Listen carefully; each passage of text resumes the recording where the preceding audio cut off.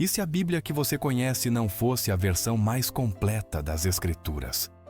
E se houvesse um texto sagrado ainda mais antigo, preservado ao longo dos séculos, contendo ensinamentos que poderiam transformar a forma como entendemos Jesus e a fé cristã?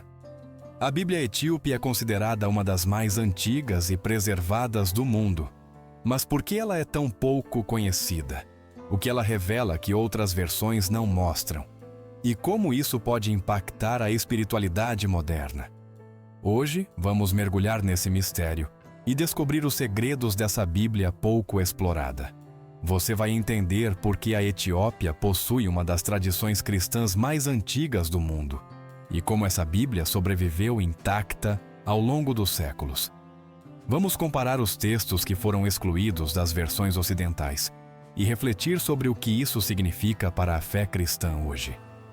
Fique comigo até o final, porque o que você está prestes a aprender pode mudar sua forma de enxergar o cristianismo. O cristianismo chegou à Etiópia muito antes de se espalhar pela Europa. Segundo a tradição, um oficial etíope que teve contato com o apóstolo Filipe foi um dos primeiros convertidos. Séculos depois, no século IV, o rei Ezana tornou o cristianismo a religião oficial da Etiópia, tornando o país uma das nações cristãs mais antigas do mundo. Mas o que torna o cristianismo etíope tão especial?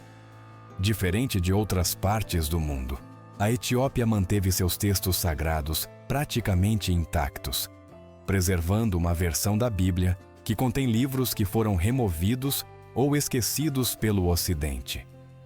A Bíblia etíope, também chamada de Bíblia Ortodoxa Etíope, possui 81 livros, enquanto a Bíblia tradicional contém apenas 66 ou 73, dependendo da versão. Entre esses livros adicionais estão textos como o livro de Enoque, o livro dos Jubileus, o primeiro e segundo livro de Esdras, além de outros escritos que não foram incluídos na Bíblia ocidental. Mas por que esses livros foram deixados de fora? Essa é uma das grandes questões da história do cristianismo. Durante os primeiros séculos da Igreja, havia uma grande variedade de textos sagrados circulando entre os cristãos.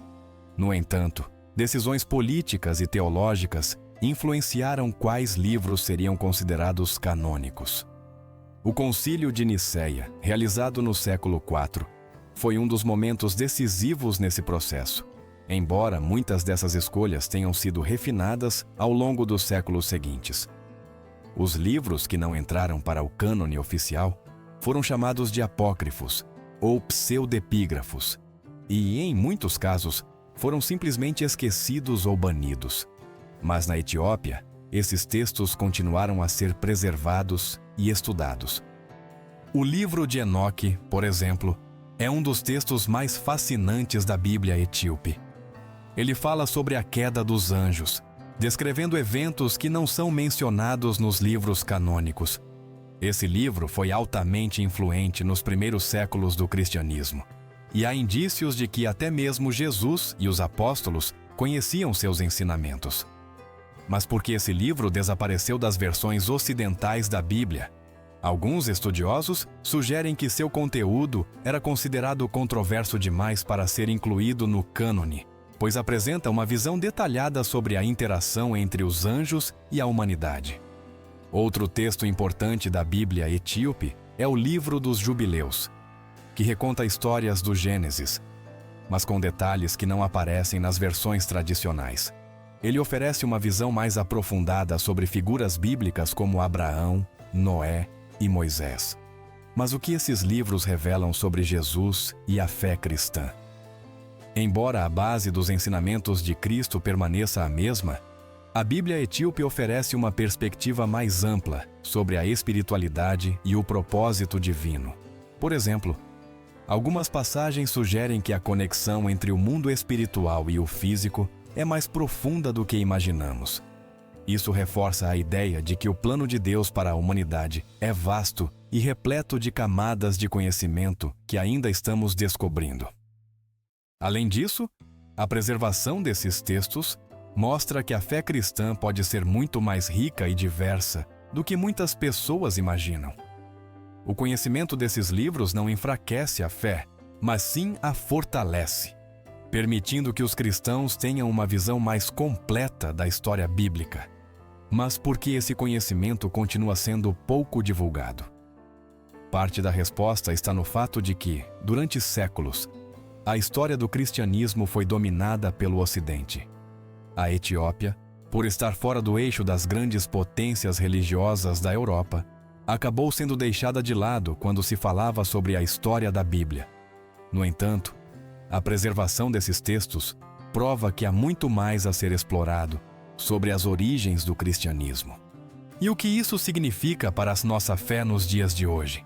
Significa que precisamos olhar além do que nos foi ensinado e buscar um entendimento mais profundo da palavra de Deus. Não se trata de questionar a fé, mas sim de expandi-la. Ao conhecer diferentes versões da Bíblia, podemos fortalecer nossa conexão espiritual e compreender melhor os planos de Deus para a humanidade. Diante de tudo isso, fica a pergunta: se tivéssemos acesso a todos os textos antigos, será que nossa compreensão do cristianismo seria diferente? O que esses livros poderiam nos ensinar sobre Jesus, a fé e a salvação?